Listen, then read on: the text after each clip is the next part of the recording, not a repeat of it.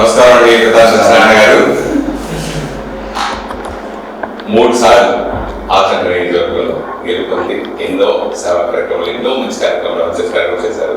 ప్రజల గుండెల్లో పాల్గొపోయారు. దురదృష్టవశాత్తు లాస్ట్ ఇయర్ గెలవకపోయినా మీ మీద ఆ ప్రేమ ఎప్పటికీ తగ్గలేదు. సో 4 మళ్ళీ ఇప్పుడు ఆగోసారి పిలుస్తున్నారని అందరూ ఆశతో ఎదురు చూస్తున్నారు. సో ఇక్కడ రెస్పాన్సిబిలిటీ తెలుసు.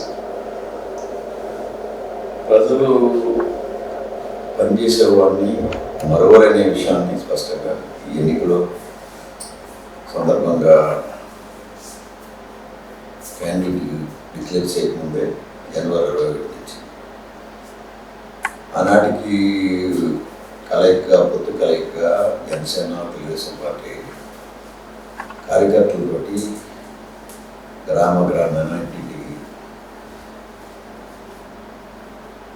ప్రజాస్వామ్యాన్ని పరిరక్షించడానికి మా కలయిక అవసరమైంది. ఈ ప్రజాస్వామ్య కూటమికి మీరు సహకరించాలి, ఓటేయాలని చెప్పినప్పుడు ప్రజల నుంచి వచ్చిన స్పందన చూసినట్లయితే మరొకరని సంఘటనగా కనిపించింది. మీరు మాకు కావాలి, మేము తప్పు చేశాం, డెఫినెట్గా ఈ సేవలు మాకు మా అందరికీ కావాలని ఆలోచిస్తుంది. ప్రేమపూర్వకంగా స్వరూపం కలిగిన ఆసన నియోజకవర్గ ప్రజలకి జన్మత ఉచ్చరిస్తుంది. అటువంటి రాజకీయాల్లో విలువలు కలిగిన వ్యక్తులు రాజకీయాలు చేస్తే ప్రజలు ఎప్పటికీ మరొకరు గౌరవిస్తారు. గౌరవంతో పాటు ప్రేమతో చూస్తారు. విలువలు కలిగిన ప్రజాప్రతినిధికి ఎప్పుడు గౌరవం ఉంటుందనే మాటను చెప్పడానికి గర్విస్తూ ఉన్నాను. ఇటువంటి మరొకరాని సన్నివేశాలు కానివ్వండి, మరొకరాని సంభాషణలు కానివ్వండి, మరొకరాని వారి ప్రేమ రాజకీయాల్లో గెలుపు ఓటమి సహజంగా ఉంటాయి. అయినప్పుడు కూడా ఓటమికి చెందినప్పుడు కూడా ప్రజల్లో ప్రేమ ఎన్నికల సందర్భంగా మళ్ళీ పోటీ చేస్తున్నామని చెప్తే ప్రేమపూర్వక ఆహ్వానించి గెలిపిస్తామని మాటలు చెప్పడం, అది భగవంతుడి యొక్క అనుగ్రహం భావిస్తాను. అది ప్రేమ ప్రజల ద్వారా నాకు. అంటే ఎన్నికల కోడ్ రాకముందే మీరు అన్ని ఊర్లు తిరిగేయటం, అదే 54 ఊర్లో తిరిగేసారంటే రేపు మాపు అయిపోవచ్చింది కూడా. ప్రతి గ్రామానికి ఎందుకు అంత ముందే తెలియక స్టార్ట్ చేసి మీరు చేసే ఎలక్షన్స్ ఇప్పుడు కూడా ఏప్రిల్లో వస్తాయని మాటని అవగాహన ఉన్న వ్యక్తి కనుక ఎన్నికల కోడ్ ఎన్నికలు ప్రకటించేటప్పటికీ ప్రజల్ని అందరినీ కావాలి అనే ఆలోచనతో నా మధ్యలో నా సన్నిహితులు కానివ్వండి, కార్యకర్తలు కానివ్వండి, నా అభిమానులు కానివ్వండి ఇచ్చిన సలహాని చూసినప్పుడు చాలా మంది ప్రజలు ఇంటికి వెళ్ళి 10-15 సంవత్సరాలు అవుతుంది. ఒకసారి వారిని కూడా చూస్తే అసలు వారిలో ఉన్న నాయకుడిగా గుర్తింపు ఉన్నట్టయితే డెఫినెట్గా ఓటేస్తారు. వారిని పలకరించినట్టు ఉంటుంది, వారిలో సమస్యలు, గ్రామాల్లో ఉండే సమస్యలు తెలుసుకుంటుంది, వారిలో ఉన్న ఆలోచనలు తెలుసుకున్నట్టుంది. దాని ఆలోచన మాత్రం ప్రారంభించాను. ఎన్నికలు అనుకోకుండా 1 నెల ఎక్స్టెండ్ అవ్వడం, ఏప్రిల్లో జరగాల్సింది మే 13 జరగడం వల్ల టైం దొరికింది. అది కూడా మంచి ఆలోచననే నేను భావిస్తా ఉన్నాను. ఇంకా మరొకసారి నా నియోజకవర్గం కాకుండా ఈ జిల్లాలోని పక్క జిల్లాలు కూడా ఈ ప్రజాస్వామ్య పరిరక్షకుడుగా నా యాత్ర కొనసాగించాలి. ఈ ఎన్డీఏ భాగస్వామిగా ఉండే భారతీయ జనతా పార్టీ, తెలుగుదేశం పార్టీ, జనసేన మళ్ళీ కూటమిగా మళ్ళీ అంకురార్పణ చెందడం కూడా అది ఇంకా బాధ్యత పెంచింది ఆలోచనతో. ప్రజలు కోరుకుంటున్న ప్రజాస్వామ్యం, భారత రాజ్యాంగాన్ని గౌరవించే ప్రజాప్రభుత్వం రావాలి, ప్రజల్ని హింసించే ప్రభుత్వం రాకూడదు, దోసుకునే ప్రభుత్వం ఉండకూడదు అనే ఆలోచనతో ఇంకా ప్రయత్నం ఎక్కువ చేస్తా ఉన్నాను. డెఫినెట్గా ప్రజలు అర్థం చేసుకున్నారు. ప్రజాస్వామ్య వాదులుగా భవిష్యత్తులో తెలుగుదేశం, భారతీయ జనతా పార్టీ, జనసేన కూటమి గెలుపు ఖాయమనే మాటను ప్రజలు చూస్తున్నప్పుడు గర్విస్తూ ఉన్నాం. ఈరోజు కూడా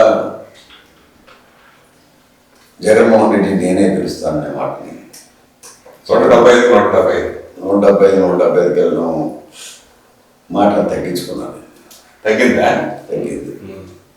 నేనే సింహాసనం ఎక్కుతాను, మళ్ళీ ముఖ్యమంత్రి అవుతాననే మాట చెప్పడం ఆశ్చర్యంగా ఉంది. అంటే అతనికి నవరత్నాలు మొన్నటిదాకా చెప్పాడు, నవరత్నాలు లేవు, నా దగ్గర డబ్బు ఉంది, వారి దగ్గర డబ్బు లేదు, నా డబ్బుతో ఏదైనా చేయగలనే ఆలోచనతో మాత్రం రాజకీయాల్లో ముందుకెళ్తున్నా. ఓవాచ మాత్రం వైఎస్ఆర్ పార్టీ నాయకులు కానీ, వైఎస్ఆర్ పార్టీ కార్యకర్తల నుంచి కానీ బయటకు వస్తున్న విషయాన్ని చూసినట్టే ఆశ్చర్యం వేస్తుంది. అంటే ప్రజాస్వామ్యవాదిగా నువ్వు 170 సీట్లు గెలిపిస్తారని చెప్పే మాటని, నేను సంక్షేమ కార్యక్రమాలు చేశాను, నాకు ప్రజలు నాకే పట్టం పెడుతున్నారని చెప్పిన మాట, నేను చెప్పిన పూర్వం మాటని పక్కన పెట్టి డబ్బుతో రాజ్యాన్ని కొనుక్కుంటాను, డబ్బుతో సింహాసాన్ని ఎక్కుతాననే మాటను చూస్తే ఆశ్చర్యపిస్తూ ఉంటాం. అంటే నువ్వు దోసిన డబ్బు సారా ద్వారా దోసిందా, ఇసుక ద్వారా దోసిందా, మైన్స్ ద్వారా దోసిందా, ఇంకే విధంగా ప్రజల్ని దోశారనే మాటని ప్రజల దగ్గర కూడా మనకి వాస్తవాలు తెలుసు. ఈ గోదావరి జిల్లాలో ఇసుక మాఫియా బాగా ఎక్కువ జరిగిందండి. ప్లస్ మీకు కూడా 2-3 ఏళ్ళు మీ కాన్స్టిట్యూన్సీ లో కూడా ఇసుక దందా చేసే అవకాశం ఉన్న ఎక్కువ ఉంది ఈ ఏరియా మనకి రాజకీయ నియోజకవర్గంలో. సో అలా మీ ప్రభుత్వం ఉన్నప్పుడు మీరు చేశారంటే, మా ప్రభుత్వం వాళ్ళు చేశారండి, ఇట్లా ఎక్కువ ఇసుక దందా బాగా ఎక్కువ టాపిక్ జరిగింది. వాస్తవాలకు మనం వెళ్ళాలి. ఎప్పుడైనా ఇసుక చేయాలంటే పర్మిషన్స్ కావాలి. ఏది మైన్స్ యొక్క పర్మిషన్స్, భూగర్భ శాస్త్రాల యొక్క నుంచి పర్మిషన్స్ యొక్క పర్మిషన్ తోటే ఇప్పుడు మన శాండ్ ఇవ్వాలి. ఈ ప్రభుత్వంలో అటువంటి పర్మిషన్స్ లేవు. అటువంటి గోదావరిలో ఇసుక తీయాలంటే మనుషుల ద్వారా తీయాలి, పక్కన తీయడానికి లేదు.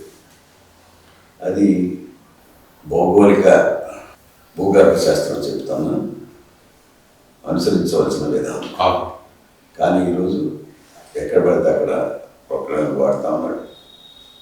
ఎక్కడ మన మ్యాన్ పవర్ లేదు, ఏదైతే అనుమతులు లేవు, ఎక్కడ కూడా అనుమతులు లేని దందా జరుగుతుంది. పోలీసుల్ని అడ్డం పెట్టుకుని ఇసుక దందా చేస్తున్న మాట వాస్తవా కాదనేది జగన్మోహన్ చెప్పాలి, లేకపోతే వారి నాయకులు బహిర్గతం చేయాలి. అధికారులు ఒకసారి నాకు కలిశారు, మైన్స్ అధికారులు, అనుకోకుండా ఏంటంటే మేము ఏ మైన్స్ దగ్గరికి వెళ్ళడానికి వీల్లేదు, వెళ్తే మీకు స్థానం భ్రంశం జరుగుతుంది, మీకు కూడా సిఐడి వస్తుంది, మీకు కూడా ఏసీబీ వస్తుంది అని చెప్పిన కార్యక్రమాల వల్ల మేము ఇంట్లో కూర్చున్నామండి, ఆఫీస్కి వెళ్తాం, జీతాలు తీసుకుంటున్నాం. ఇది ఆచరిస్తుంది. చేయాలి. మైన్స్ డిపార్ట్మెంట్ అనేది ఒకటి ఉంది, అలా ఎక్సైజ్ డిపార్ట్మెంట్ ఉంది. ఎక్సైజ్ వాళ్ళు కూడా ఇబ్బంది చేయట్లేదు, క్వాలిటీ చెక్ చేయడం లేదు, బిల్ ఇస్తున్నారో తెలియదు, ఈ కంపెనీ ఇక్కడ ఎక్కడి నుంచి వస్తుందో తెలియదు, ఏ డిపో నుంచి ఎంత అమ్ముతున్నారో తెలియదు, క్యాష్ అండ్ క్యారీ.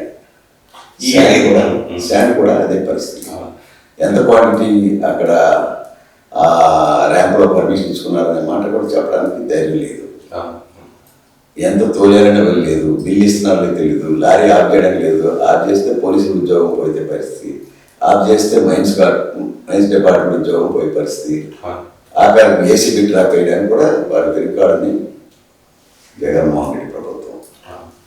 ఈ 5 ఏళ్ళు ఈ గత ప్రభుత్వంలో మెయిన్గా వాళ్ళకి వ్యతిరేకంగా చేసి ఏ అంశాలు అంటారు? ప్రధానంగా అన్ని అంశాలను కూడా గ్రామాలకు వెళ్తే ఈరోజు చూస్తూ ఉన్నాం. సంక్షేమ కార్యక్రమాలు అందరూ కూడా పేదవాడి కలత కలిగితే అందరికీ ఇవ్వాలి. అది ప్రభుత్వ విధానము, రాజ్యాంగం చెప్తున్న జీవో అనేది ఉంది, గవర్నమెంట్ ఆర్డర్. దానికి అనుగుణంగానే అధికారులు పనిచేయాలి, ప్రజాపతి కూడా పనిచేయాలి. ఎక్కడన్నా అవసరానికి ఒక బెండి చేస్తాం, ప్రజాపతిగా అవసరాన్ని అధికారులను బెండి చేయమని చెప్తాం. దానికి అనుగుణంగా రాటిఫై కూడా ప్రభుత్వాలు చేస్తూ ఉంటాయి. కానీ ప్రభుత్వంలో రాటిఫికేషన్ లేవు, అనుమతులు అక్కర్లేదు. నువ్వు చేయకపోతే నీ సీటు ఖాళీ అంచేత ఎక్కడ పడ్డాక సంతకం ఐఏఎస్ ఆఫీసర్స్ పెడతా ఉన్నారు. ఐపీఎస్ ఆఫీసర్లు కూడా తలదించుకుని పనిచేస్తూ ఉన్నారు. పోలీస్ అధికారి ఎస్ఐ గారి నుంచి సిఏ డిఎస్పీ గారు మొత్తం సీఎం ఆఫీస్ కంట్రోల్లో పనిచేస్తూ ఉన్నారు. ఇప్పుడు కూడా జగన్ గారు నన్ను చూసే ఓటేయండి, నన్ను చూసే గెలిపించండి అనే మాటలు కూడా ఎక్కువ. జనరల్గా మొన్నటిదాకా ఎమ్మెల్యేలని ఎంపీలని ట్రాన్స్ఫర్ చేశాడు. అవును, ఏమైంది అది? ఎంత విత్డ్రా చేస్తున్నాడు?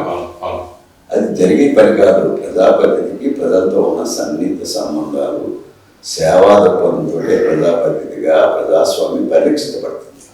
కానీ ఈయన ఏమనుకున్నాడంటే ఈయన కార్పొరేట్ సర్వీస్, నా ఎమ్మెల్యేలంతా కూడా నా సేవకులు, నా ఎమ్మెల్యేలంతా కూడా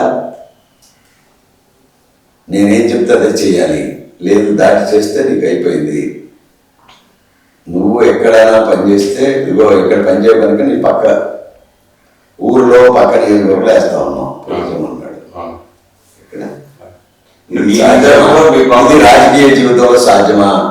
ఒక ప్రజాపతిగా సాధ్యమా? నువ్వే పులివెందులో పోటీ చేస్తున్నావు, నేనే అసలు ఎందుకు ఫోన్ చేస్తున్నా అంటే ఒకసారి సన్నిహిత సంబంధాలు ఏర్పడిన తర్వాత ప్రజల దగ్గర ప్రజాసేవకుడిగా గౌరవాన్ని పొందుతున్నప్పుడు ప్రజలు మనకి నాయకుడిగా ఎన్నుకోబడుతూ ఉంటారు. దానికి అనుగుణంగా ప్రజగా వ్యతిరేక కన్యాలు చేస్తే మనం ఓడిపోతాం. ప్రజాస్వామ్య జీవితం నుంచి సెలవు తీసుకుని మళ్ళీ హాలిడే కలవాల్సి వస్తుంది. అంటే నువ్వు కొత్త ప్లేస్లో వెళ్ళిపోయి నువ్వేం చేసుకో, డబ్బులు ఇచ్చి గెలిచేయి అనే పరిస్థితులు నువ్వు ఉన్నావు. ఇది ప్రజాస్వామ్య పరిరక్షకుడిగా కానీ ప్రజాస్వామ్య ప్రతినిధిగా కానీ గౌరవాన్ని పొందలేని వాడు మాత్రమే పక్కకి వెళ్తాడు, పక్కకి పంపించబడతాడు అనే మాటని చెప్పడం నా వాచ. అంచేత జగన్మోహన్ రెడ్డి చూశాడు, పక్కకు పంపిస్తే ఏ ప్రతినిధి వెళ్ళడు, వాడికి ఆ గౌరవం రాదని చెప్పి పార్టీలు మారిన వ్యక్తులు చాలామంది ఎంపీలు ఉన్నారు. ఒక 5-6 ఎంపీలు వాళ్ళకి దూరం చేసుకున్నారు, మంత్రులు కూడా దూరం చేసుకున్నారు, ఎమ్మెల్యేలు దూరం చేసుకున్నారు. తర్వాత ఎక్కడో అక్కడ పెట్టాడు. అంటే you are back, you are free to, you are back to your gods, you are back to your stands, you are in fear to lose your power అనే మాటని సందేహంగా చెప్తా ఉన్నాను. మనం జనరల్గా అధికారంలో ఏ పార్టీ ఉంటే ఆ పార్టీ వైపు ఓడిపోయిన వాళ్ళు రావడం అనేది తెలంగాణ బాగా ఎక్కువ జరుగుతుంది. ఇప్పుడు టీఆర్ఎస్ ప్రభుత్వం ఎక్కువ అందరూ కాంగ్రెస్ రావడం ఎక్కువ జరుగుతుంది. అలాగా మీ వైఎస్ఆర్సీపీ ప్రభుత్వం ఉంది కదా లాస్ట్ 3-5 ఏళ్ళలో మీరు కూడా వైఎస్ఆర్సీపీ వస్తారు అనే నాకు మధ్యలో చాలాసార్లు వినిపించింది. అది ఎందుకంటే వచ్చింది కాకుండా ఏమైనా వాళ్ళు ప్రయత్నం చేశారు, మిమ్మల్ని ఆహ్వానించారు చేశారు. ఓకే, 2019లో ప్రయత్నం చేశారు, 2020లో ప్రయత్నం చేశారు, 2023 ప్రయత్నం చేస్తున్నారు.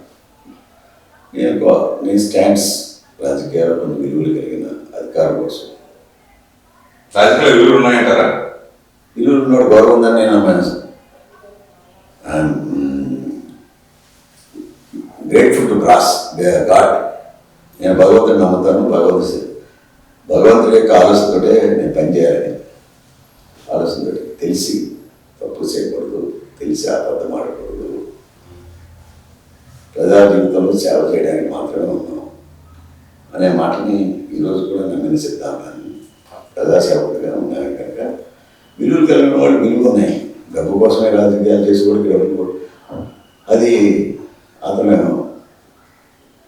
ఆత్మ పరీక్షలు వదిలేదు తప్ప అది నేను తప్పని గొప్పని మాట్లాడడానికి సిద్ధంగా లేదు. మీరు నాకు నచ్చింది ఏంటంటే ఏదైనా స్ట్రైట్ ఫార్వర్డ్గా మొహమ్మద్ గొడవ చెప్పేది ఫస్ట్ నుంచి మిమ్మల్ని ఎప్పటి నుంచో అబ్జర్వ్ చేస్తూ చూస్తున్న విషయం అది. సో ఆ విషయాల్లో మీకు ఎప్పుడైనా మైనస్ అయ్యాయా? అలాగే మీరు ప్రతి ఒక్కరిని కూడా రే ఇట్లా ఒరే అని అట్లా అప్లోడ్ కూడా మీ నిజవర్గంలో కొంతమంది ఇదే మీ మాట్లాడి అందరి ముందు నన్ను ఒరే ఎలా పిలుస్తారేంటి అనే భావన కూడా మీకు కొంత వ్యతిరేకత వచ్చింది లాస్ట్ టైం ఎలక్షన్లో. ఎందుకంటే అది వాస్తవం కాదు, లేని మాట మాట్లాడడం. నాకు స్నేహభావంతో ఉన్నవాడిని అయితే చిన్నవాడిని మాట్లాడడం తప్పలేదు, కానీ లేని మాటలని ప్రజలను అందించడానికి ప్రయత్నం చేశారు. ఆ రోజు వాళ్ళు యాంటీ గవర్నమెంట్ ఉంది కనుక ఆ మాట నమ్మారు. ఇవాళ నమ్ము అదే నా మీద చెప్తారు. ఈరోజు కూడా ఒక ప్రయత్నం మొన్న డోక్రా గ్రూపులు మీటింగ్ పెట్టి అమ్మని పెట్టి సేవలు పెట్టిన రంగరాజు గారు మాట్లాడడానికి ప్రయత్నం చేస్తే ఎవరు వినలేదే. ఎందుకు చెప్పాడు మళ్ళీ నేను ఒరే అన్నారు, వచ్చాయన్నారంట, డబ్బేసి కూర్చున్నారు. అంటే ఒక్కో టైంలో తప్పుడు మాట కూడా బాగా చెవుకెక్కుతుంది, ఒక మంచి మాట కూడా ఎక్కదు. అంచేత ఒక్కోసారి మన విలువలు తెలియనప్పుడు, మన మంచి తెలియనప్పుడు మన చెడు టైం బ్యాడ్ టైం అంటారు. బ్యాడ్ టైంలో అన్నీ ఎక్కుతాయి. అంచేత దాని గురించి పెద్ద వరి అవ్వదు. మీరు ఇప్పుడు చెప్పినట్టు డోక్రా చీరలు పంచిపెట్టన్నారు కదా, మీరు ఆల్మోస్ట్ అన్ని మీ నిజవర్గంలో అన్ని ఊళ్ళో తిరిగేశారు, ఆ ప్రజల దగ్గర వెళ్ళారు, సమస్యలు తెలుసుకున్నారు.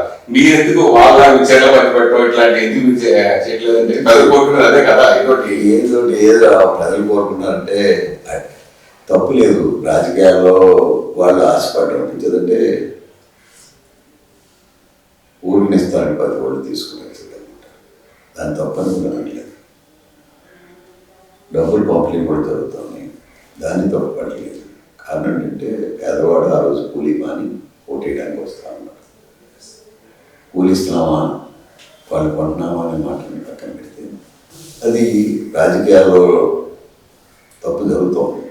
ఏదో రోజు సైకిల్ వస్తుంది, మళ్ళీ విలువలు వెళ్ళినా డబ్బుతో సంబంధం లేదు. ఇవాళ చాలా చోట్ల వెళ్ళాను, మాకు డబ్బు వద్దండి, మాకు డబ్బు వద్దు, కొన్ని పనులు మాకు రోడ్లు చేయండి లేదా ట్రైన్లు చేయండి అని చెప్పి మాకు చెప్పినప్పుడు ఆశ్చర్యం. సో అంచేత మళ్ళీ సైకిల్ వస్తుందని ఆలోచన చేస్తాం. మళ్ళీ విలువలు కలిగిన ప్రజాస్వామ్యవేత్తలకి గౌరవం వస్తుంది, డబ్బు విలువ ఉండదు అనే మాట నీకు చెప్పడానికి ధైర్యంగా ఈరోజు నేను ముందు చెప్పదలుచుకున్నాం, ప్రజల ముందు చెప్పదలుచుకున్నాం. 2 సార్లు మినిస్టర్గా మీకు మంచి అవకాశం వచ్చింది. ఇప్పుడు కాంగ్రెస్ ప్రభుత్వం మళ్ళీ టీడీ ప్రభుత్వం కూడా మినిస్టర్గా చేశారు మీరు. సో నేను ఇక్కడ సమస్య కోడేరు దగ్గర అయోధ్య లంక బ్రిడ్జి, సో మీ హయాంలో నెరవేర్చలేదు, ఇప్పుడు వైసీపీ కూడా నెరవేర్చలేదు.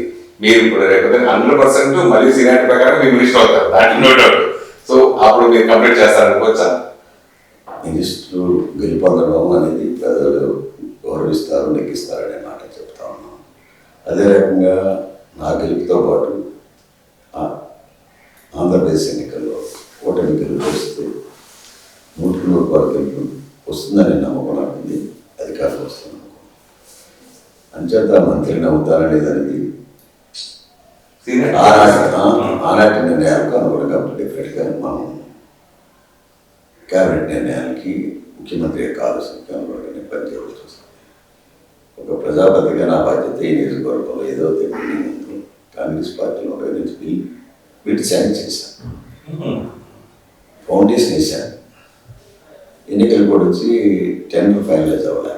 ఓకే, ఆ రోజు 50 కోట్లు, ఈరోజు 100 కోట్లు అయితే ఈజీగా చంద్రబాబు నాయుడు గారు 4-5 సార్లు వేసాను, డబ్బులు ఎక్కడే నేను పెట్టారు. మొన్న గోదావరిలో మన అయోధ్యలకు తీసుకెళ్ళారు. ఈ బ్రిడ్జి మనం చేస్తున్నాం, బ్రిడ్జి ఆల్రెడీ శంకుస్థాపన చేసాం, మీకు చాలాసార్లు టెండర్ అడిగాను. ఈరోజు ఇక్కడ వచ్చాము, అది ప్రామిస్ చేయాలి చెప్తే And he has promised. Oh, Assurance has given to the public. I am going to complete the bridge as per the request of Pitani, okay, as super. per your demand. Very nice. చెప్పారు అదే కాదు. Sir main మీరు Telugu Desam party పాలిట్ బ్యూరోగా కూడా ఉన్నారు. So main కీలక అంశాలన్నీ మీకు అన్ని తెలుసు ప్రతిదీ వెరీ సీనియర్ పోస్ట్. అయితే పవన్ కళ్యాణ్ గారిని ఫస్ట్ నుంచి కూడా పవన్ కళ్యాణ్ గారితో కలిసి చేసి నడుద్దామని ముందు నుంచి చెప్పొచ్చింది మీరు కూడా నాకు తెలిసి ఫస్ట్ నుంచి. సో ఆ ఇది ఇప్పుడు ఆ కళ నెరవేరింది. సో దాని గురించి పవన్ కళ్యాణ్ గురించి ప్లస్ ఈ మూడు కలిసి చేయడం గురించి. డిఫరెంట్గా ఇప్పుడు ప్రజాస్వామ్యంలో ఒక రాజకీయ పార్టీగా పవన్ కళ్యాణ్ గారు కూడా రావడం స్వాగతిస్తాం. అదే తరంలో ఆయన 2014 తెలుగుదేశంలో భారతీయ జనతా పార్టీ కలిసి కూటమిలో కొత్తగా రాష్ట్రం ఏర్పడినప్పుడు కలిసి నేను రాజకీయ పార్టీ పెట్టాను, జనసేన పార్టీ. ఈ పట్టు తెలుగుదేశం పోటీ ఏపీ రాష్ట్రంలో, భారతీయ జనతా పార్టీ నేను పోటీ చేయలేదు చెప్పాను. 2019 వచ్చినప్పుడు ఆయన కూడా పోటీ చేసి సపరేట్గా కలగ లేకుండా ఎన్నింటిలో పోటీ చేశారు. 2024 సార్వత్రిక ఎన్నికల సందర్భంగా చంద్రబాబు నాయుడు గారు 2019లో డిఫర్ అయిన బీజేపీ ఆయన పొత్తున్నప్పుడు కూడా దాని కాదని ఈ రాష్ట్రంలో జరుగుతున్న అన్యాయాలు, క్రూరాలను ఎదుర్కోవడం కోసం చంద్రబాబు నాయుడుతో జతకట్టడానికి సిద్ధమయ్యారు. దిట్ ఈస్ ఆయన్ని అభినందించవలసిన సంఘటన. భారతీయ జనతా పార్టీలో అలయన్స్ ఉన్నప్పుడు కూడా భారతీయ జనతా పార్టీ వస్తుందా రాదని తెలియని రోజుల్లో నేను మీకు కూడా ఉన్నాను. జగన్మోహన్ రెడ్డి యొక్క అకృత్యాలని, అప్రజాస్వామ్య పరిపాలనని రాష్ట్రంలో 3 రాజధానులు లేని రాష్ట్రం చేశాడు అనే బాధ, ఇసుక మాఫియా, లిక్కర్ మాఫియా లాంటి పోలీసులు ఇవన్నీ కూడా ఆయన కూడా తట్టుకోలేని పరిస్థితి. నేను ఒక్కరినే తట్టుకోలేను, ఒక్కరి వల్ల కాదు, రెండు కూటమి అవసరం అవుతే ప్రతిపక్ష ఒకటి చేరకూడదు, జగన్మోహన్ రెడ్డికి వ్యతిరేకమైన ఒకటి అన్ని కలిసి పోటీ చేసి అతన్ని ఇంటికి పంపించాలని ఆలోచన చేసి కార్యక్రమం కూడా స్వాగతించాం. కొంతమంది కూడా దానికి కూడా మేము స్వాగతిస్తా ఉన్నాం ముందు నుంచి కూడా. లాస్ట్ టైం 2019 ఎలక్షన్లో ఈ ఆచరణ నియోజకవర్గం తీసుకుంటే కనుక జనసేనకి 13,000 ఓట్లు వచ్చాయి. సో ఆ 13,000 జనసేన అప్పుడే ఓడిపోతుంటే అది మీకు అడ్వాంటేజ్ అయ్యేది కదా, దానివల్ల మీరు ఓడిపోయారనుకోవచ్చా? అది చెప్పలేము. ఎందుకంటే ఎప్పుడు ఏ పార్టీకి వచ్చిన ఓట్లు ఇంకో పార్టీకి వచ్చేస్తాను మా మాట చెప్పలేము. ఎప్పుడు కూడా ఆ రోజు నా మీద వ్యతిరేకం ఉండొచ్చు, జనసేన ఓటు ఎటు వెళ్తుందో తెలియదు. ఆ రోజు జనసేనగా పార్టీగా ఆర్పించి అదే కొత్తగా ఓటే పడతా ఉంది. ఈవేళ పవన్ కళ్యాణ్ గారికి ఎందుకు ఓటు పెరిగిందంటే పవన్ కళ్యాణ్ గారి మీద పెద్ద ఎత్తున దండయాత్ర చేసింది వైఎస్ఆర్ పార్టీ, పెద్ద ఎత్తున విమర్శించింది, పెద్ద ఎత్తున అవమానపరిచింది పవన్ కళ్యాణ్ గారిని. దాన్ని చూసిన తర్వాత జనసేన కార్యకర్తల్లో పట్టుదల వచ్చింది. జనసేన పార్టీ బలమైన పార్టీగా ఒక పురుషుడే కాకుండా మహిళల నుంచి పెద్ద ఎత్తున పవన్ కళ్యాణ్ గారికి ఆదరణ లభించింది. ఈరోజు జనసేన పార్టీ ఒక బలమైన పార్టీ కానీ పెరుగుతూ ఆర్పిస్తూ మొక్కై పెరుగుతూ ఉంది. అది అభినందించవలసిన సంఘటన. ఇటువంటి సంఘటనలు ఇప్పుడు ఓటు వేయడానికి వాడు ఇవాళ జనసేన, తెలుగుదేశం, బీజేపీ పొత్తులు ఓటు కన్వర్షన్ ఈజ్ ఇంపార్టెంట్. అటువంటి కన్వర్షన్లో ఏ రకంగా జరుగుతుంటే తెలుగుదేశం పార్టీ పూర్తిగా స్వాగతిస్తుంది. చంద్రబాబు నాయుడు చూస్తాం ఎక్కడ తక్కువ వచ్చినా వారికి ఏదో రకంగా సర్ది చెప్పడానికి, ఏ రకంగా వారికి భవిష్యత్తులో మేము పదవిస్తామని, మీకు ఏదో సహకారం చేస్తాం, ఇంకో రకంగా మేము గౌరవిస్తామని మాట చెప్పి ఎక్కడ పెట్టే సర్దుబాటు కార్యక్రమం కూడా చేస్తాం. అదే రకంగా పవన్ కళ్యాణ్ గారు కూడా దిగి ఆయన స్థాయిలో ఆయన చేస్తూ ఉన్నారు. ఇంకా చేయవలసిన కార్యక్రమాలు పవన్ కళ్యాణ్ గారు కూడా ఇంకా ఇందులో రాజకీయాల్లో ఇంకా ఆయన చేయవలసిన కార్యక్రమాలు ఇంకా ఉన్నాయి. భారతీయ జనతా పార్టీ ఇంకా మళ్ళీ పొత్తు వచ్చినప్పుడు కూడా వాళ్ళ అభ్యర్థులు ప్రకటించలేదు. అభ్యర్థులు ప్రకటించిన తర్వాత ఎక్కడెక్కడ ప్లేస్లు అనేది ఇంకా నిర్ధారణ బయటికి ప్రకటించలేని పరిస్థితి. ఇవన్నీ వస్తుంది తప్ప ఈ రాజకీయ పార్టీలో ఇప్పుడు జనసేన, తెలుగుదేశం పార్టీలో ఒక అవగాహన వచ్చింది, ఒక ప్రక్రియ ట్రాన్స్ఫర్ అవ్వచ్చు. కొంతవరకు కొన్ని ప్లేస్లో 100% జరుగుతుంది, కొన్ని ప్లేస్లో ఇంకా ఇబ్బంది పడుతుంది. దాన్ని సరి చేసుకుని వెళ్ళవలసిన ఇరు పార్టీలోనే, అలాగే భారతీయ జనతా పార్టీ కూడా మీ ఇద్దరు కూడా సాకరించవలసిన పరిస్థితి, సాక్రిఫైస్ చేయవలసిన పరిస్థితి. అటువంటి పరిస్థితిలో తెలుగుదేశం పార్టీ కార్యకర్తలు చాలా ఇబ్బంది పడుతూ ఉన్నారు. ఇప్పుడు టోటల్గా తెలుగుదేశం పార్టీ తరఫు నుంచే మీరు ఇప్పుడు ఆచరణ నియోజకవర్గం పోటీ చేస్తారు. 144 మీరు 144కి ఎన్ని గెలుస్తారనుకుంటున్నారు? మేము 144కి 10% తీసేస్తే కనవాయిని మేమే చెప్తాం. 10% మేము ఆప్షన్ పెట్టుకున్నాం. మేము చంద్రబాబు జగన్మోహన్ రెడ్డి 175 మాట చెప్పడానికి ధైర్యం లేదు. కారణం అంటే ఇప్పుడు కూడా ప్రతిపక్షం ఉంటుంది, ప్రజలు ఇప్పుడు కూడా ఒకే పక్షాన్ని ఉంటుంది. అంచేత ఒక 14 సీట్లు తీసినాం, 130, 120 సీట్లు వన్ సైడ్ తెలుస్తాయి తెలుగుదేశం పార్టీ అనుకోవాలి. సో 14 నియోజకవర్గంలో మీరు వీక్ పాయింట్ ఉందని ఒప్పుకుంటారు? అంటే ఉండొచ్చు, ఉండదని ఉండదు. వీక్ పాయింట్ ఇప్పుడు ఏమీ లేవు, అయినప్పటికీ ఉండొచ్చు. ఎక్కడెక్కడ బలం ఉంటాయో, ప్రజలు ఏం కోరుకున్నారో, అక్కడ నాయకుడిని, అక్కడ పార్టీ కాదు, అక్కడ ఒకసారి నాయకుడిని చూసారు కొట్టేస్తారు, ఒకసారి పార్టీని చూసి కొట్టేస్తారు. ఇవన్నీ కూడా అక్కడ పార్టీ బలం అంటే పార్టీ బలం లేదు, నాయకుడు కూడా బలంగా ఉంటాడు. ఆ గెలుపుని పార్టీగా తీసుకోలేము. అంచేత అన్ని రకాల కోణాల్లో మేము 100% మేమే నెగ్గాలనే ఆలోచనతో ప్రజాస్వామ్య విలువలు కాపాడాలంటే డెఫినెట్గా ప్రజాస్వామ్యంలో ప్రజల తీర్పుని అంతిమ తీర్పుగా గౌరవించవలసిన బాధ్యత ప్రజాపతిగా మాకుందనమాట. ప్రజాస్వామ్యవాదిగా గౌరవించవలసిన మాటను కూడా మేము స్వాగతిస్తాం. ఒక అత్యవసర సిచ్యువేషన్లో పవన్ కళ్యాణ్ గారు చంద్రబాబు సపోర్ట్ చేస్తారని చంద్రబాబు జైల్లో ఉండగా ఆయన అనౌన్స్ చేయడం, అప్పుడు ఒక సీనియర్ మోస్ట్ మీరు ఇదిగా మీరు ఎలా ఫీల్ అయ్యారు? దాన్ని ఒక బాధ్యతగా తీసుకున్నాం, ఒక బాధ్యతాయుతమైన వ్యక్తిగా. అటువంటి టైంలో చేయడం వల్ల ఆయనకు గౌరవం పెరిగింది. పవన్ కళ్యాణ్ గారికి తెలుగుదేశం పార్టీ కార్యకర్తలు కూడా అభినందించారు. అంతకితం వరకు పవన్ కళ్యాణ్ గారిని వ్యతిరేకించి తెలుగుదేశం పార్టీ కూడా ఉన్నారు, తెలుగుదేశం పార్టీ వ్యతిరేకించి జనసేన కార్యకర్తలు ఉన్నారు. But that situation changed total entire scenario of the two parties. Okay. That is one of the grateful situation లో డిసిషన్ తీసుకున్న సందర్భంగా పవన్ కళ్యాణ్ గారు ఇరు రాజకీయ పార్టీ కార్యకర్తలు కూడా సంధానకర్తగా వ్యవహరించారని మాట్లాడారు. ఎందుకంటే రెండు పార్టీలు కూడా కలిపి ఈజీ కాదు, సాక్రిఫైస్ అవసరం. జనసేనకి సాక్రిఫైస్ వస్తుంది, తెలుగుదేశం పార్టీ వారి సాక్రిఫైస్ వస్తుంది. Sacrifice is not so easy. ఎవరు కాలే మేము చెప్తామని, మేము పోటీ చేస్తామని మాట చెప్పుకుంటారు, ఆశపడుతూ ఉంటారు. అటువంటి సిచ్యువేషన్లో ఆయన కానీ సాక్రిఫైస్ చేశారు. తెలుగుదేశం పార్టీ నాయకుడిగా చంద్రబాబు నాయుడు వారి కార్యక్రమం అది కక్షసాధిగా చంద్రబాబు దగ్గర ఎవరిని ఒకరు చాలా మంది ఉన్నారు. అలాగే మిమ్మల్ని కూడా ఒక రికార్డులో మీరు మంత్రిగా పనిచేసినప్పుడు ఈఎస్ఐ స్కామ్ లో మిమ్మల్ని, అలాగే మీ అబ్బాయిని కూడా చేరుకోవాలి చేయడం, అట్లా చేయడం కక్షసాధికారు అంటారు. అదంతా దీంట్లో 100% ఇవాళ అవినీతి రాజ్యాన్ని బహిరంగంగా శాన్ మాట్లాడుతున్నాను. ఇంత అవినీతి జరుగుతుందని తెలియదా? ప్రజలు తెలియదా?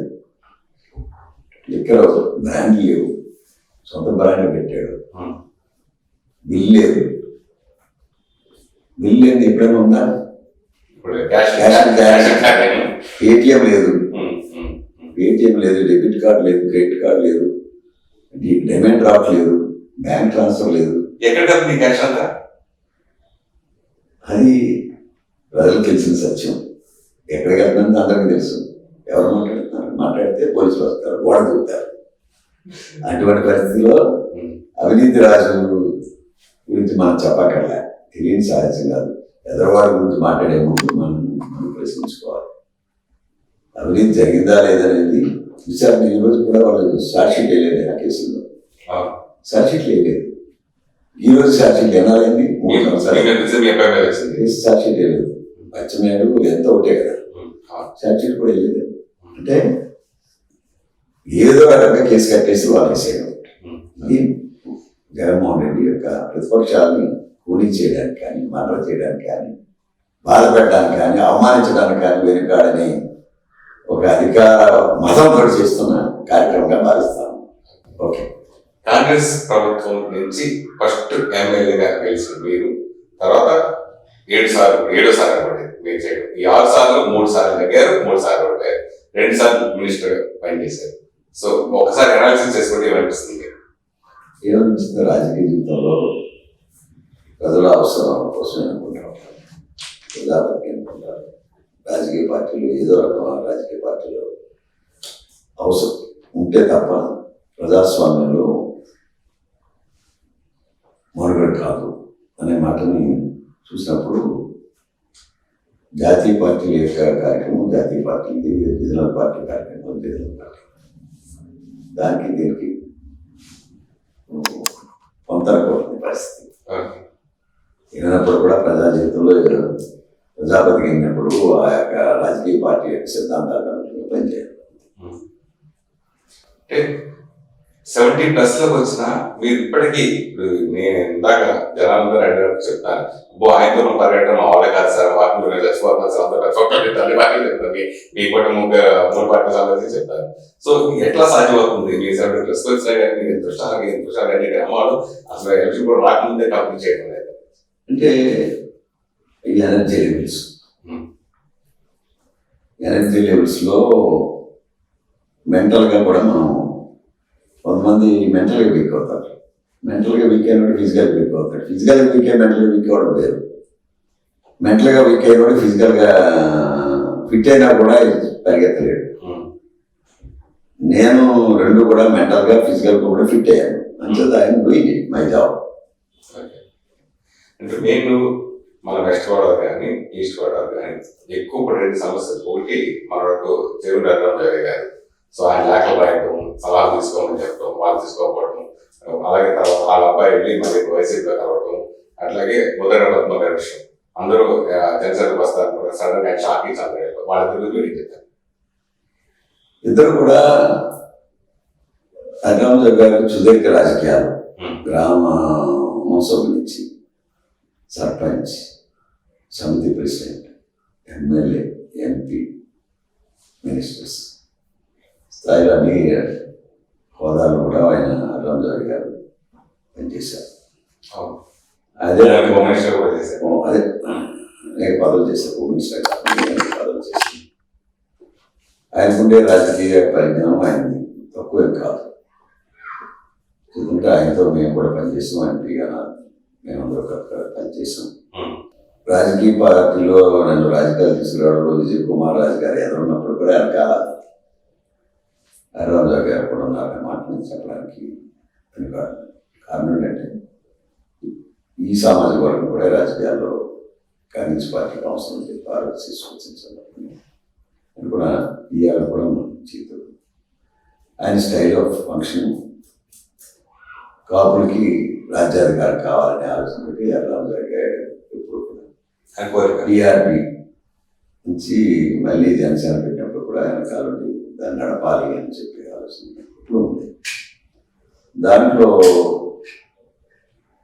ఆయన ఆశపడలో తప్పలేదు, కానీ ఆ స్థాయికి జనసేన పార్టీ అందుకోలేదనే మాట పవన్ కళ్యాణ్ గారు చెప్పారు. కానీ అందుకోవాలనే మాట హరిరామరావు గారు చెప్తా ఉన్నారు. దాంట్లో ఇద్దరికి పొంతన కుదరక లేఖల పర్వం జరిగింది. అయినా కూడా డైరెక్ట్గా నాకు తెలిసినంత వరకు పవన్ కళ్యాణ్ గారు పిలుచుకుని ప్రత్యేకంగా ఆయనకి సంభాషించినట్టు, వాస్తవాలని ఆయనకు విసిరిగించినట్టు నాకున్న సమాచారం. అయినప్పుడు కూడా ఆయన స్టైల్ ఆఫ్ ఫంక్షన్ అయింది. అంటే కాపు సమాజ వర్గాన్ని ఎంతో తీసుకురావాలని ఆలోచన తప్ప దాన్ని తప్పపడడానికి లేదు. అంచేత ఆయన కుమారుడు గురించి చెప్పారంటే ఆయన కుమారుడు ఆవేశపూర్తి నిర్ణయాన్ని భావిస్తాను. తద్వారా హరిరామరావు గారికి కొంత మచ్చ తెచ్చారనే బాధ నాకు. వాళ్ళ అబ్బాయి ఆయన మాటల ద్వారా కానీ అయినప్పుడు కూడా ఆయన నిర్ణయం మనకు తప్పుపడలేని పరిస్థితి. ముద్రగడ్డ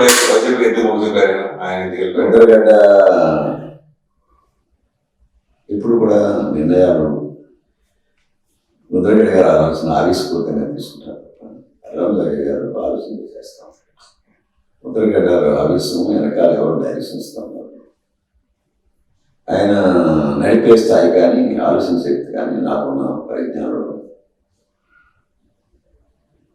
కాపు సామాజిక వర్గానికి న్యాయం చేయలేదని మాట్లాడతాను నేను. ఓకే. కారణం ఏంటంటే ఇప్పుడు కూడా ఆలోచన 10 మందితో ఆలోచించండి. ఈ నిర్ణయం ఫైనల్ కాదు. నీ నిర్ణయం చేసేటప్పుడు 10 మందితో ఆలోచించు. నీ నిర్ణయం తప్పే లేదు. నువ్వు ముద్రగడ అంటే గౌరవిస్తాం. నా దగ్గర కూడా వచ్చాడు.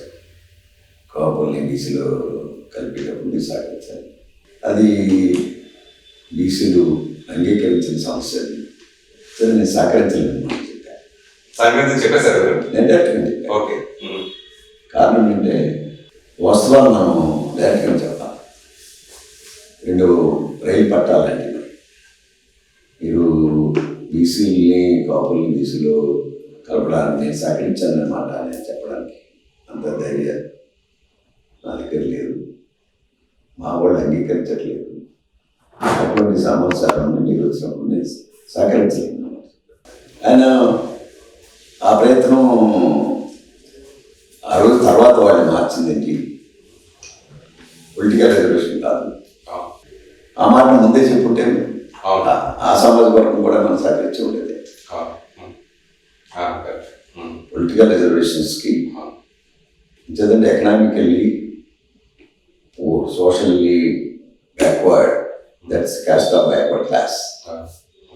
ఆ క్లాస్కి సంబంధించినంత వరకు ఎంతో కొంత ఎకనామికల్లీ ఫార్వర్డ్ కాపు కమ్యూనిటీ, పొలిటికల్గా అడ్వాన్స్ ఎంతో కొంత థింక్ చేయగల ఓటు వన్ సైడ్ ఓటేయగలిగిన కమ్యూనిటీ రాజుల తర్వాత కాపు కమ్యూనిటీ అని నేను భావిస్తాను. అటువంటి తరంలో బీసీలకు ఉన్న సీట్లే పోతాయని చెప్పి మాట, బీసీలో ఉన్న ఆవేదన ఆలోచన, దానికి ఆ బీసీ నాయకుడిగా బీసీ సామాజిక వర్గాల యొక్క ఆలోచనకి అనుగుణంగా నేను పనిచేయాలి. ప్రొటెక్ట్ చేయాల్సిన బాధ్యత నా మీద ఉంది. దానికి అనుగుణంగా నేను పనిచేస్తానని పనిచేశాను కూడా. అప్పుడు చెప్పాను, నీకు నాకు కుదరదు, మీ ఆలోచనకి నేను సహకరించలేని మాట చెప్పాను. అదే ఆయన నాతో పర్సనల్గా మాట్లాడిన. నేను పవన్ కళ్యాణ్ గారు 24 సీట్లు మాత్రమే ఈసారి మనం తీసుకుంటున్నాం, మా లక్ష్యం ఒకటి జగన్ ఓడించడం. సో దానికోసం నేను తగ్గి 24 సీట్లు అని చెప్పి మళ్ళీ ఇంకో 3 సీట్లు మరి బీజేపీ కోసం నాకు త్యాగం చేసి ఆయన అలా చేస్తున్నప్పుడు ఒక సీనియర్ రాజకీయవేత్తగా మీరు ఏం చెప్తారు? మీ పార్టీ సపోర్ట్ సంబంధించి అంటారా? నేను ఆయన నిర్ణయాన్ని తప్పుపట్టలే. ఆయన బీజేపీతో అలయన్స్ తీసుకున్నాడు. బీజేపీ యొక్క డిమాండ్స్ని తెలుగుదేశం పార్టీ సాక్రిఫైస్ అయినప్పుడు తాను సాక్రిఫైస్ చేసి ఆ వడంబడికని సక్సెస్ చేశాడు. That is the logic of political theory. BJP Janasena ఒకటి అనే మాట అక్కడ కనిపిస్తాం. అంతే తప్ప జనసేన వేరు బీజేపీ వేరు కాదు. మీరు ముందుగా కలిసి ఉంటే వడబడికలు వేరే ఉండే. అప్పటికే తెలుగుదేశం పార్టీ బాధపడుతూ ఉంది. కార్యకర్తలు నాయకులు చాలా సీట్లు వేసుకోవడం 5 సీట్లు 6 సీట్లు బాధ పెడతా ఉన్నారు, పేరు పెడతా ఉన్నారు. అంచేత అటువంటి పరిస్థితిలో కూడా వీళ్ళు కూడా సాక్రిఫైస్ చేశారు. ఆయన ఎంతో కొంత కొద్దిగా సాక్రిఫైస్ చేశారు. కారణం నేను బీజేపీ కూడా మన భాగస్వామి కావాలి, దానికి భాగస్వామ్యం కావాలని మొట్టమొదటి కొట్టుకుంటాను. దానికోసం ఆయన సాక్రిఫైస్ చేసి కూడా రాజకీయాలు 3 పార్టీలు కలిసి పోటీ చేయాలనే ఏదో దృక్పథం మొట్టమొదటి ఉందో దాన్ని సక్సెస్ అయ్యారు. దాన్ని అర్థగిస్తాం అంతే. అంటే నేను టీడీపీతో కలవడం బీజేపీ ఇష్టం లేదు అనేది అందరికి తెలిసింది, బయట అనుకుంటుంది. ఇదంతా ఒక పవన్ కళ్యాణ్ గారితో అది సాధ్యమైంది, అది ఒప్పుకుంటారా? కారణం ఏంటంటే వారికి ఉన్నప్పుడు కూడా వీళ్ళిద్దరిలో గ్యాప్ ఉంది. చంద్రబాబు నాయుడు 2019 ముందు జరిగిన విమర్శలు కానీ మోడీ గారు వ్యతిరేకిస్తున్నాడు చంద్రబాబు నాయుడు అనే మాట బయట చెప్పుకునే మాట, అది వాస్తవాలు ఏదో నడుపుతారు. అటువంటి తరంలో పవన్ కళ్యాణ్ గారు దాన్ని స్టెప్ ఇన్ అంటాం, స్టెప్ ఆన్ అనుకుంటాం చేసి దాన్ని తీసుకెళ్ళాలని మొట్టమొదటి కూడా ప్రయత్నం చేసి సక్సెస్ అయిన మాట ముందే చెప్పాడు, తర్వాత బయలుదేరాడు. ఇటీవల జరిగిన మోడీ ఫంక్షన్ లో అందరూ టీవీ పెట్టుకుని మొబైల్లో అతుకుపోయి ఉన్నారు, ఏం మాట్లాడారు.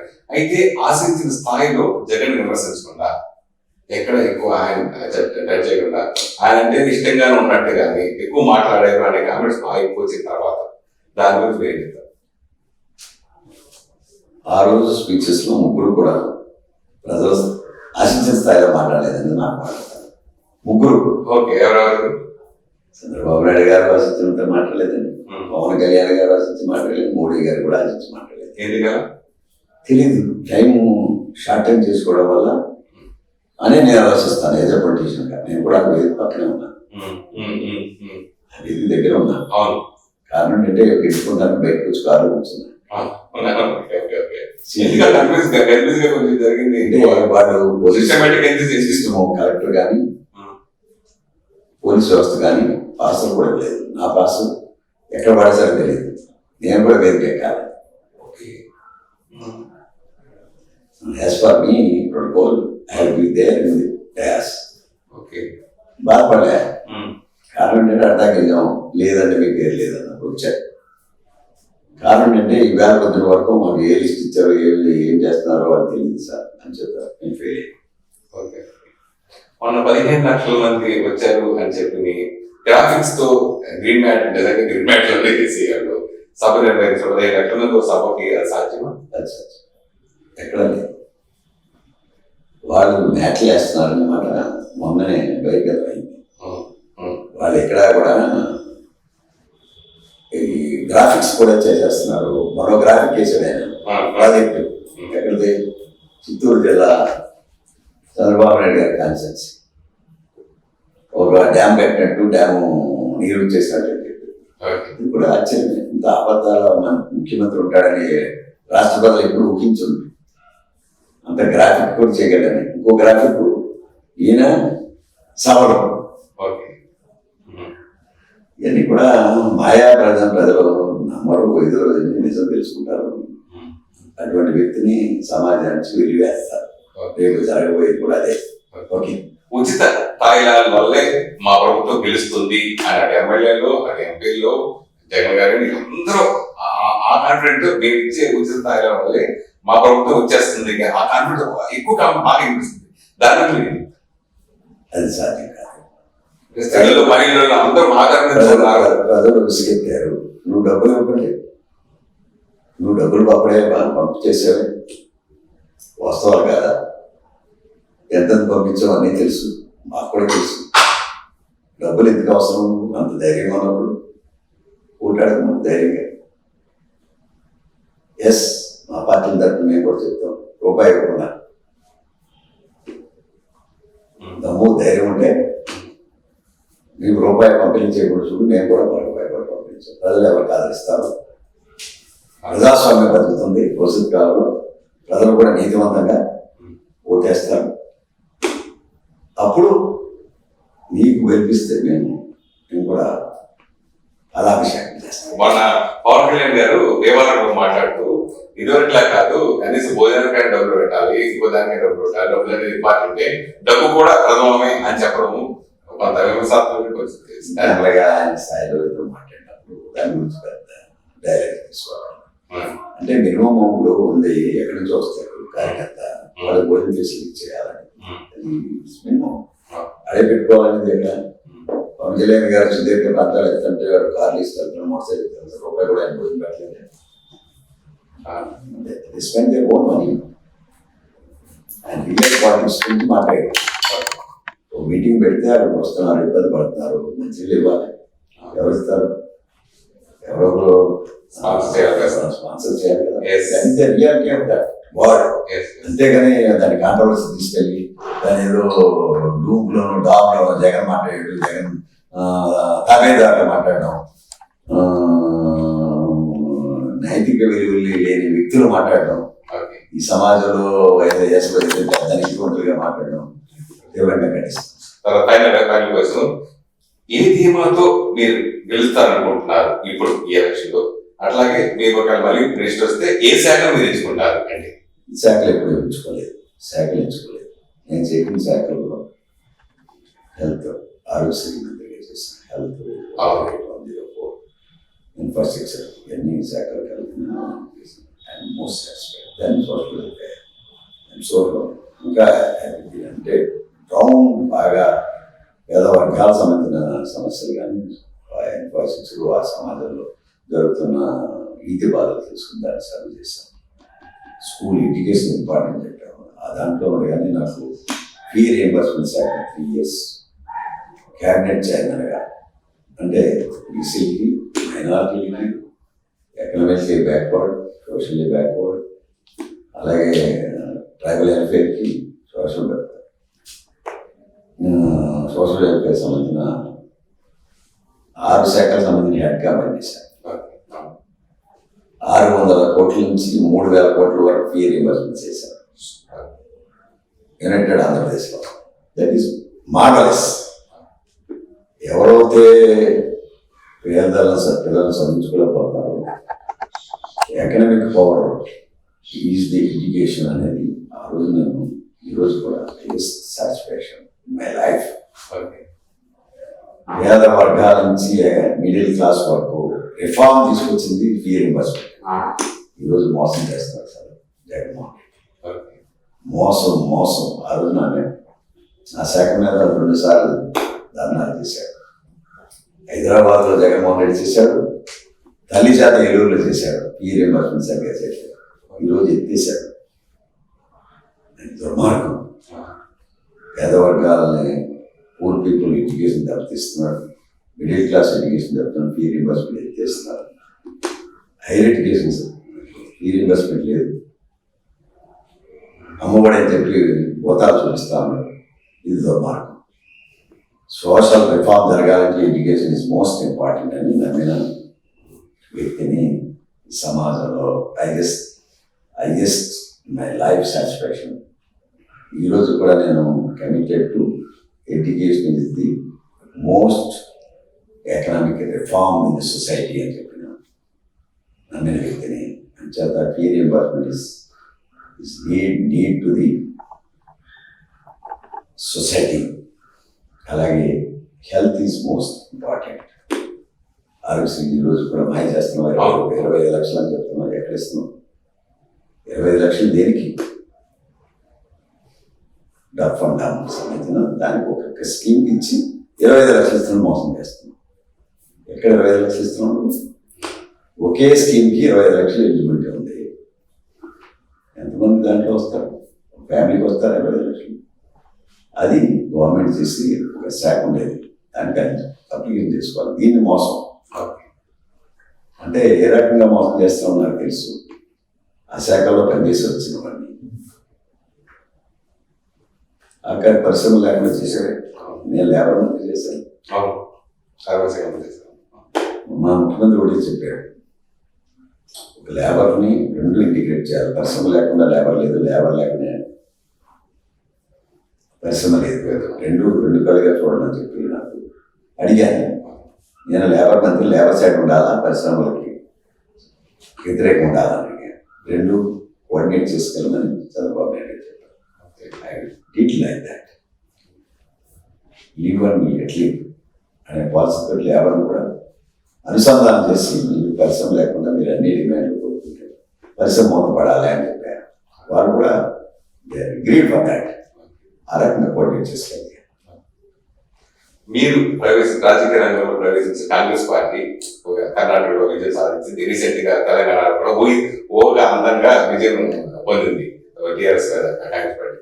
ఇప్పుడు మళ్ళీ ఇప్పుడున్న అధికార పార్టీలో ఉన్న జగన్ గారు సొంత సిస్టరే కాంగ్రెస్ పార్టీ అధ్యక్షురాలు ఉంది రావడం, దాని గురించి స్వాగతించాలి. కాంగ్రెస్ పార్టీ జాతీయ పార్టీ. నేను కూడా దాంట్లో పనిచేసి వచ్చాను. ఈరోజు ఆ రోజు స్టేట్ విభజన తర్వాత కాంగ్రెస్ పార్టీ వృక్షాలు, మహావృక్షాలు, కుటుంబాలు, రాజకీయ వృక్షాలు పెకలించబడ్డాయి. రాజకీయ జీవితంలో నేను కాంగ్రెస్ పార్టీ మొట్టమొదటి రాజకీయాలు అడిగేది కాంగ్రెస్ పార్టీ. ఈరోజు కూడా బాధపడతాం.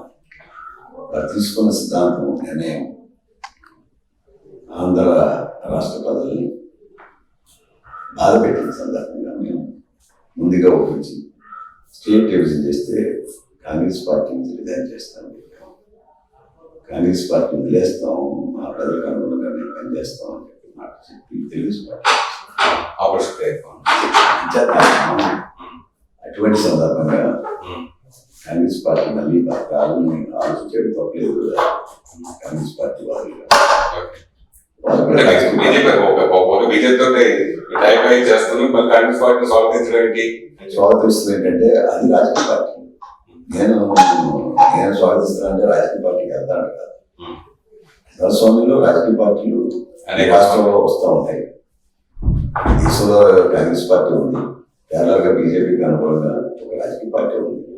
వాళ్ళు వస్తున్నప్పుడు రాజకీయ పార్టీలు బీజేపీ వస్తే బీజేపీకి వ్యతిరేకమైనప్పుడు కూడా భారతదేశానికి భారతీయ జనతా పార్టీ పరిపాలిస్తుంది. నేను వ్యతిరేకించలేదు ఆయన.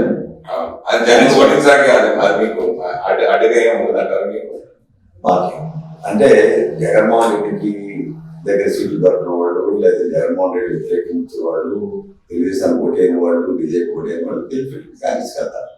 That is one of the thought and thinking of the Congress party.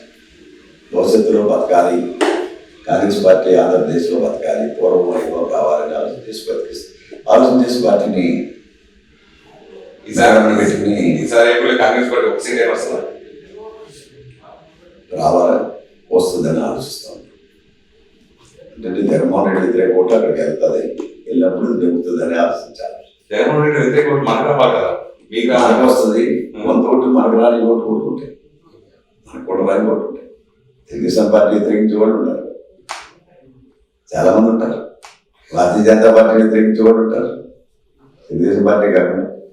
మొన్న వ్యతిరేకంగా ఉన్నవాళ్ళు ఒకసారి కలిశారు కాంగ్రెస్ పార్టీ కానీ, ఒకసారి బీజేపీ కానీ, టీడీపీ కానీ, జనసేన కానీ. ఇప్పుడు జనసేన వాళ్ళు టీడీపీ సపోర్ట్ చేస్తూ టీడీపీ వాళ్ళు జనసేనట్టు సపోర్ట్ చేస్తామని, ప్లస్ ఓట్లు ఇప్పుడు ఎమ్మెల్యే కాని వాళ్ళు, సీట్లు కాని వాళ్ళు వ్యతిరేకంగా అన్ని బయట చర్చ జరుగుతుంది కదా, దాని గురించి ఒప్పుకోవాలండి.